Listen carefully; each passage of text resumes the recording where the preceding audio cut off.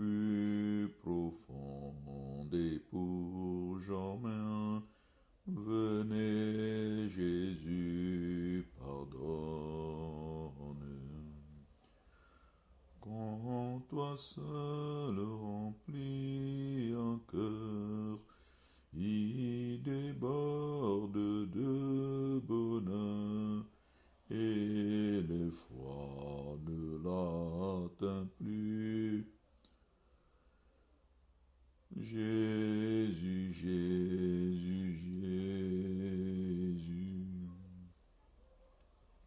vous qui tombez à chaque pas, venez, Jésus délivre.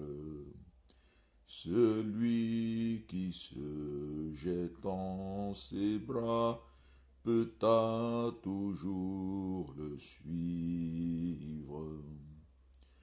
Quand Jésus remplit un cœur, il déborde de bonheur, car il ne chancelle plus. Jésus, Jésus, Jésus. Vous qui doutez du lendemain, venez, Jésus rassure.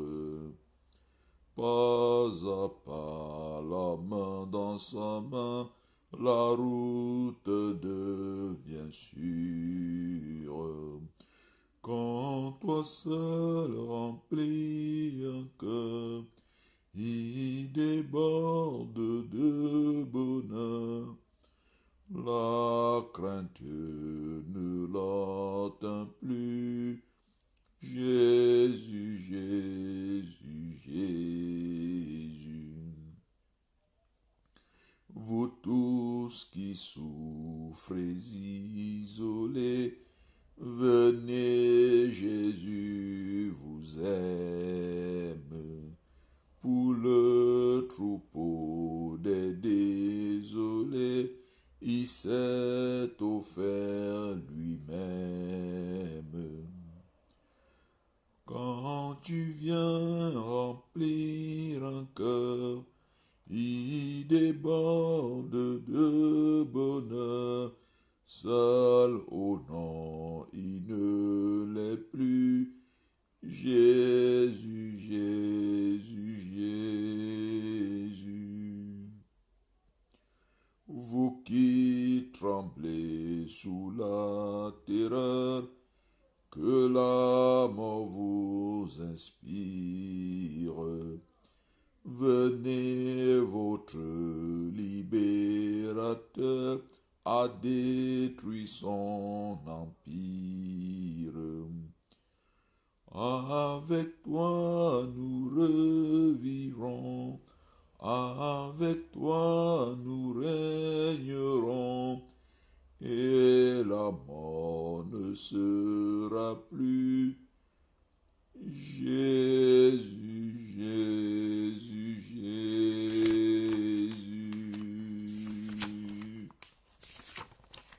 Alléluia, shalom, bien-aimés dans le Seigneur. Soyez bénis.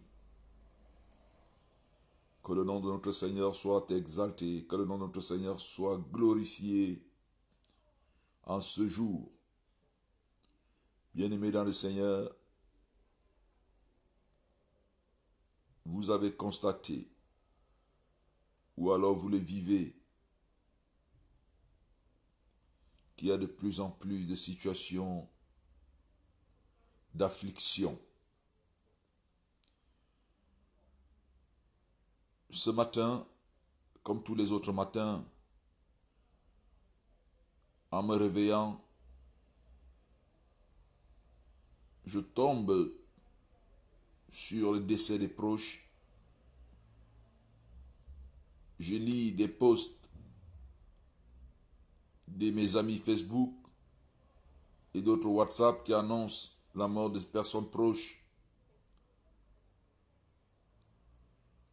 À tout instant, la mort rôde. La mort afflige. Les accidents affligent. La maladie afflige. Bien-aimés dans le Seigneur,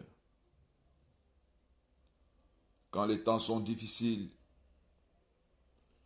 nous avons un seul recours. C'est notre Seigneur Jésus-Christ. C'est lui notre rocher. C'est lui notre forteresse. C'est lui notre asile protecteur. C'est lui notre recours dans la détresse.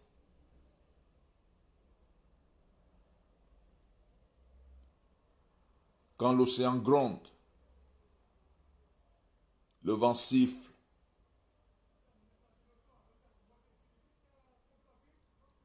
notre espoir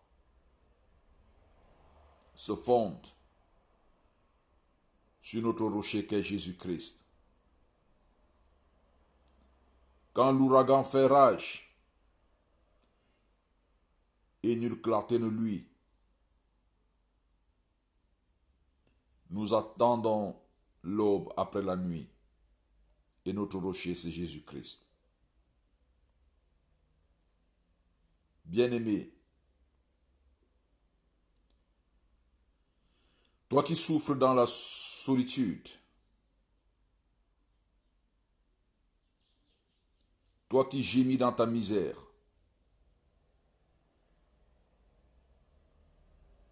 sache une compassion.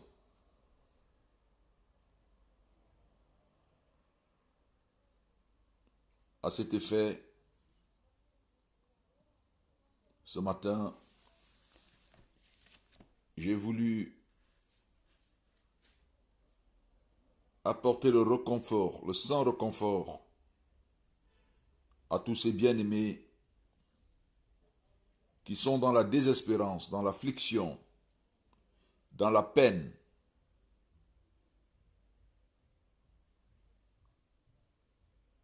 Parce que c'est aussi ça la mission de l'Église. L'Église doit apporter le soutien à ceux qui sont affligés. Notre Seigneur Jésus-Christ, dans Luc 4, dit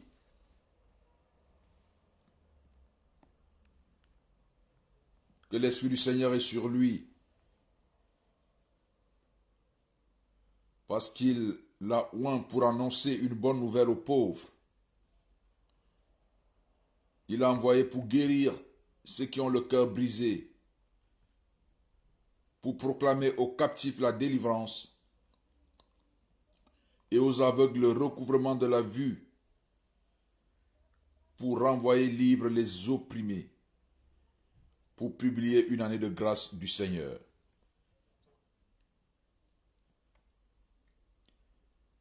Notre Seigneur Jésus-Christ est le Père des compassions. Ce n'est pas en vain que les sœurs de Lazare étaient remontées moralement, psychologiquement, quand ils l'ont vu arriver alors que leur frère était déjà mort. Jésus-Christ n'est pas un mythe. Il n'est pas un mythe. Il est une vérité. Ceux qui l'ont invoqué à travers le monde, quand ils ont été dans la peine, affligés, ont toujours reçu le témoignage qu'une sorte de paix les a envahis. Oui, bien-aimés dans le Seigneur, Jésus-Christ console. Jésus-Christ console.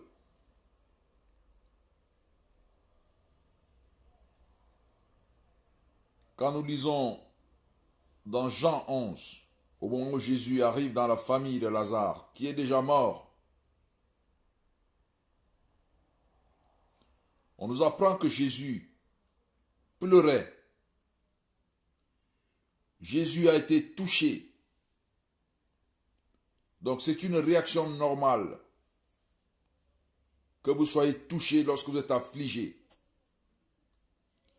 Mais la question qu'on se pose toujours, pourquoi Seigneur as-tu permis que le malheur nous frappe? Pourquoi Seigneur as-tu enlevé mon enfant, mon fils, ma fille, mon neveu, ma mère, mon père, ma soeur, mon ami, mon mari, ma femme? Pourquoi as-tu permis cela, Seigneur? Regarde comme je suis malheureux, alors que je t'invoque tout le temps. Pourquoi tu ne m'as pas épargné? Mais la mort avait bel et bien frappé la famille de Marthe, de Marie. Elles avaient déjà cru au Seigneur. C'était une famille amie au Seigneur. C'était des disciples du Seigneur. Mais la mort, le malheur avait aussi frappé cette famille. Et Jésus était leur seul recours. Elles avaient pleuré, mais elles avaient au fond d'elles l'espérance. De telle sorte que quand Jésus arriva, Marthe lui dit, « Seigneur, si tu eusses été ici, mon frère ne serait pas mort. Mais maintenant même, je sais que tout ce que tu demanderas à Dieu, Dieu te l'accordera. » Jésus lui dit, « Ton frère ressuscitera. » Oui, bien-aimé, c'est de la résurrection dont il s'agit maintenant. Tu ne peux plus changer le cours des choses parce que cet être est parti, parce que son heure est arrivée. Mais il ne dort pas, il ne meurt pas. Il n'est pas mort au sens de la mort, de la disparition totale. Cette personne a juste avancé. Oui, elle ressuscitera. Tu la reverras.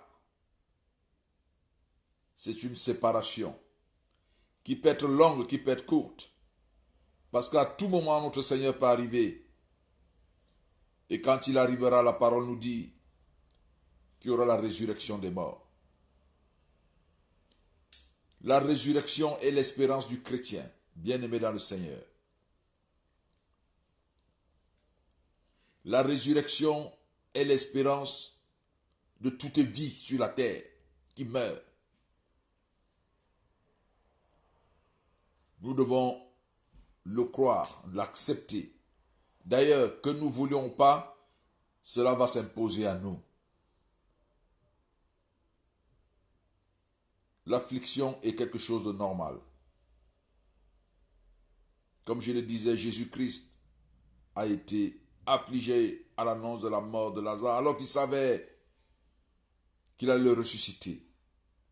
Mais Jésus-Christ étant notre modèle, il montrait par là qu'après la souffrance, il faut avoir l'espérance. Jésus pleura. Sur quoi les Juifs dirent, voyez comme il aimait. Oui, Jésus aussi était attaché. Quand on est attaché à un être et qu'il meurt, c'est la preuve de notre amour, de notre attachement.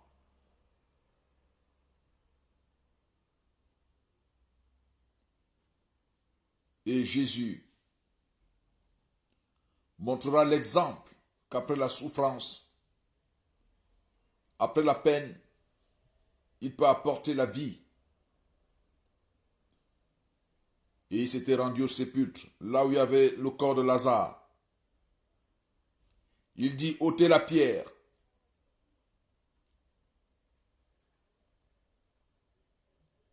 Et Marthe, incrédule comme nous, dira, il sent déjà, car il y a 4 jours qu'il est là.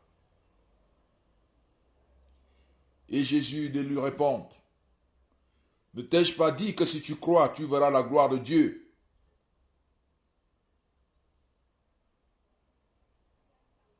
Oui, bien-aimé, tu traverses des moments d'affliction, des moments difficiles. Mais Jésus te dit, ce jour, si tu crois, tu verras la gloire de Dieu. Si tu crois, tu auras la compassion de Dieu. Si tu crois, tu auras la paix de Dieu. Bien-aimé dans le Seigneur, quelle que soit la situation dans laquelle tu te trouves, et que tu as des regards hagards, tu ne sais plus quoi faire. Peut-être ce membre de la famille malade, malgré toutes tes prières, tu ne vois que son sort s'empirer. Malgré tout le bien que tu as fait aux autres, personne ne vient à ton secours pour acheter les médicaments. Tu ne sais quoi faire. Tu pleures. Tu appelles à l'aide. Tu cries à Dieu. Mais en vain. Mais ce n'est pas en vain, bien-aimé. Si tu crois, tu verras la gloire de Dieu. Notre Dieu, qui est le Seigneur Jésus-Christ, nous a montré par des exemples comment il agit. Là où il y a la désespérance, on ne croit plus. C'est alors qu'il réagit.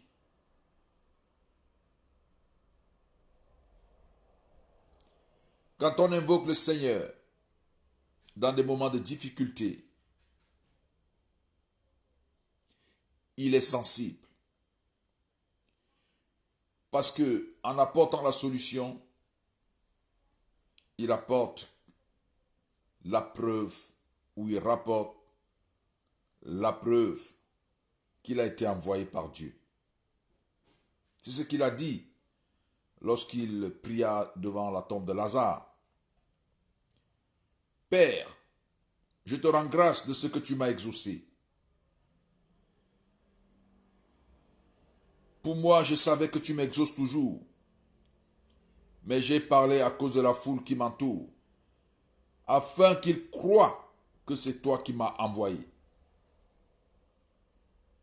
Chaque fois que vous allez prier notre Seigneur, il a envie de vous délivrer pour que vous aussi, vous soyez raffermis dans votre foi et vous croyez que effectivement il a été envoyé par Dieu, qu'effectivement il est Dieu, qu'effectivement il vit et règne éternellement. Jésus-Christ est celui qui console, est celui qui fait éclater sa gloire dans des moments de peine. Ce n'est pas un vain nom, ce n'est pas une chimère.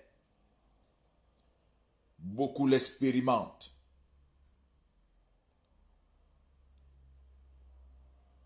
Je vais donc, Bien-aimés dans le Seigneur, vous lire cette exhortation de Paul,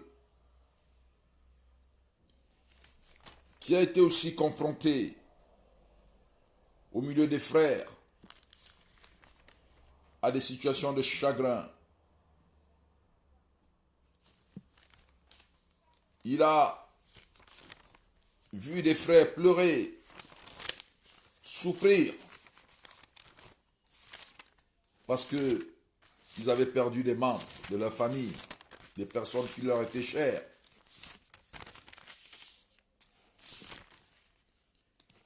Bien-aimés dans le Seigneur, nous n'avons pas autre chose que cette parole.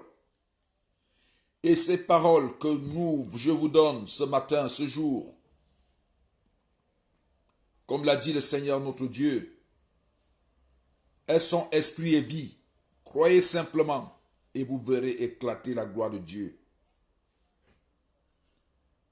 Vous ne trouverez ni réconfort auprès des hommes, ni paroles touchantes qui vous apaiseront auprès des hommes. Mais tournez-vous tout simplement. Dites, Seigneur, je remets mon cœur, je remets ma peine, je remets mes émotions sous ton contrôle. Viens à mon aide. Nous apprenons qu'il y a des hommes, des individus qui meurent parce qu'on leur a annoncé les décès, les souffrances de leurs proches. Ce sont des signes d'un manque de foi. Nous ne devons pas nous affliger à ce point. Paul dira dans 1 Thessaloniciens 3, au 4, à partir du verset 13. 1 Thessaloniciens 4, à partir du verset 13. Nous ne voulons pas, frères, que vous soyez dans l'ignorance au sujet de ceux qui dorment, afin que vous ne vous affligiez pas comme les autres, qui n'ont point d'espérance. Car si nous croyons que Jésus est mort et qu'il est ressuscité, croyons aussi que Dieu ramènera par Jésus et avec lui ceux qui sont morts. Voici en effet ce que nous vous déclarons d'après la parole du Seigneur. Nous les vivants, restés pour l'avènement du Seigneur, nous ne dévancerons pas ceux qui sont morts, car le Seigneur lui-même a un signal donné à la voix d'un archange et au son de la trompette de Dieu, descendra du ciel, et les morts en Christ ressusciteront premièrement. Ensuite, nous les vivants qui serons restés, nous serons tous ensemble enlevés avec eux sur des nuées à la rencontre du Seigneur dans les airs, et ainsi nous serons toujours avec le Seigneur. Consolez-vous donc les uns les autres par ces paroles. Amen.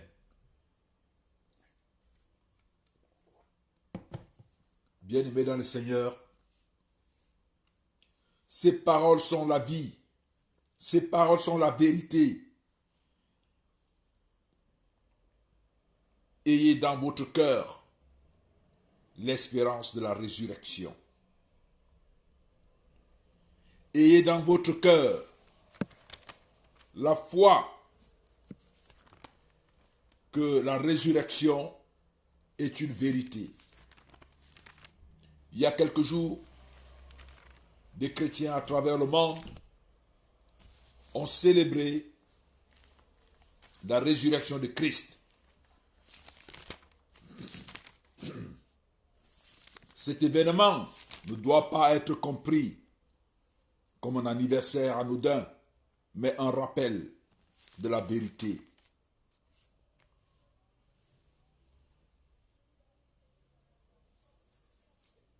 Rappelez-vous que la résurrection est une vérité. Oui. Que vous acceptiez ou pas, la résurrection est une vérité. Peut-être que vous ne la percevez pas. Vous n'y croyez pas. Ça veut donc dire que vous ne croyez donc pas que Christ lui-même est ressuscité. Or, comme le dit Paul, si nous croyons que Christ n'est pas ressuscité, notre prédication est donc vaine. Et notre foi aussi est vaine. Et il se trouve même que nous sommes des faux témoins à l'égard de Dieu. Si vous ne croyez pas à la résurrection, ne croyez pas à la Bible. C'est ce qu'il veut dire. Ne croyez pas à la parole de Dieu. Ne croyez pas à toutes ces histoires qu'on raconte. Que Jésus a vécu, qu'il y a eu des apôtres, qu'il y a eu des manifestations de Dieu sur la terre. N'y croyez pas. Parce que la résurrection, la foi en la résurrection, est le fondement de la vie d'un chrétien. C'est la foi en cette résurrection qui est l'espérance. Et si on n'a pas d'espérance, c'est en vain qu'on prononce le nom de Dieu.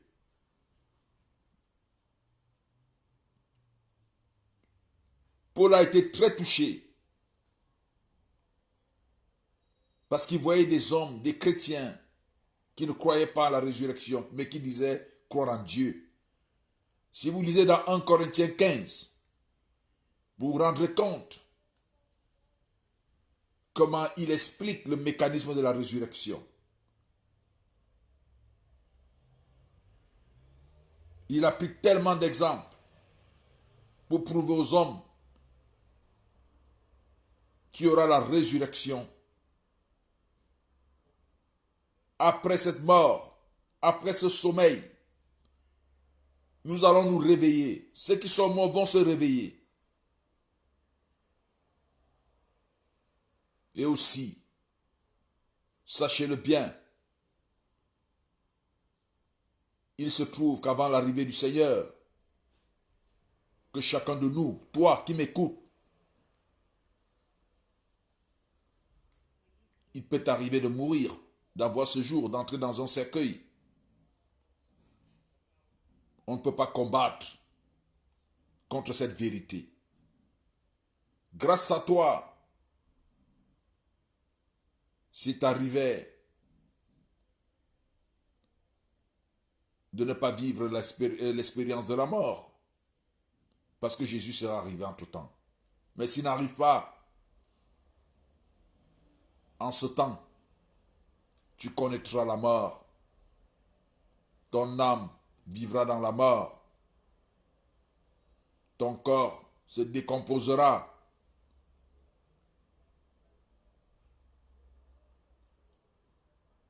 Mais quand tu as l'espérance de la résurrection,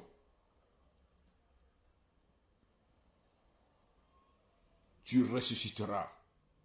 Tu reviendras à la vie. Avoir l'espérance de la résurrection, c'est croire en la vérité du message de Christ.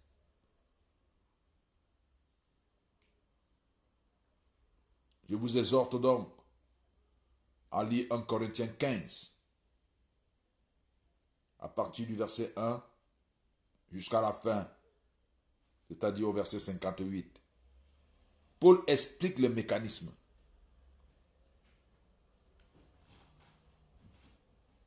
Cette parole est vraie.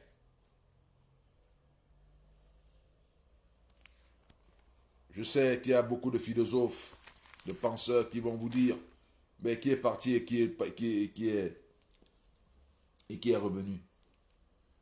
Ce sont des fables, ce sont des histoires qu'on vous raconte. Vous croyez en ces philosophes qui ne peuvent pas vous dire d'où l'homme vient, qui ne peuvent pas vous expliquer comment le monde a été créé, à ces scientifiques, qu'ils vous disent comment le monde est créé, qui est à l'origine de toutes ces choses. Qu'est-ce que les scientifiques vous ont démontré par rapport à la création du monde? Quel est le scientifique qui a aussi connu l'expérience de la mort pour croire seulement à ce qu'ils disent? Ne doutez point. Ça se passe en esprit. Jésus-Christ est vrai. Son message est vrai.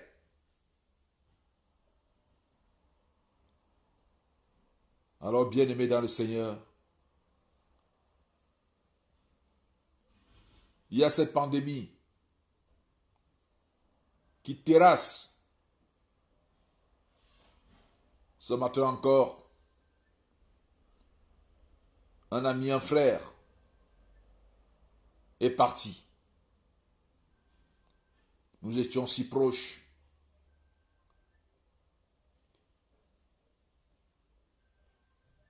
Mais je sais une chose, il y aura la résurrection. À ses proches, à sa famille,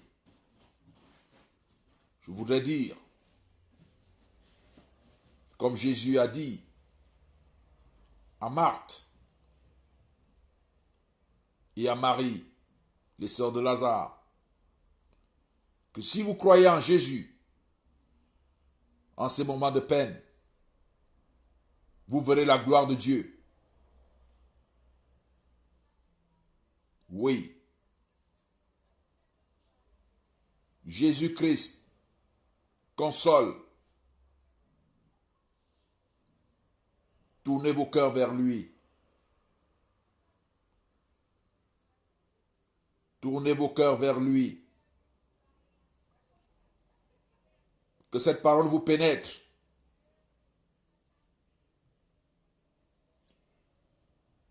Partagez ce message, bien-aimé, à ceux d'entre nous qui traversent des moments difficiles. Je vais, pour terminer, faire cette prière avec vous. Elle est tirée dans le livre d'Habakkuk.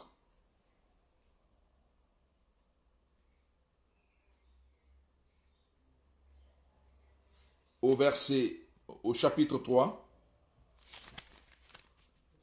Habakkuk, chapitre 3, à partir du verset 1.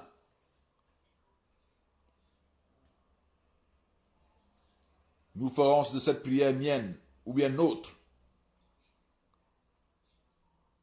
Notre Dieu, nous avons entendu ce que tu as annoncé.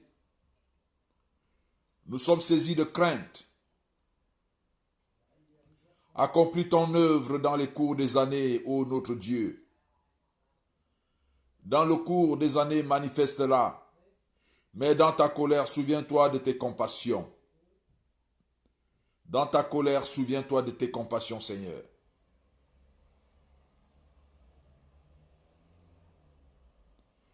Sa majesté couvre les cieux et sa gloire remplit la terre.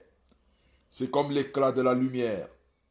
Des rayons partent de sa main, là réside sa force. Devant lui marche la peste, et la peste est sur ses traces.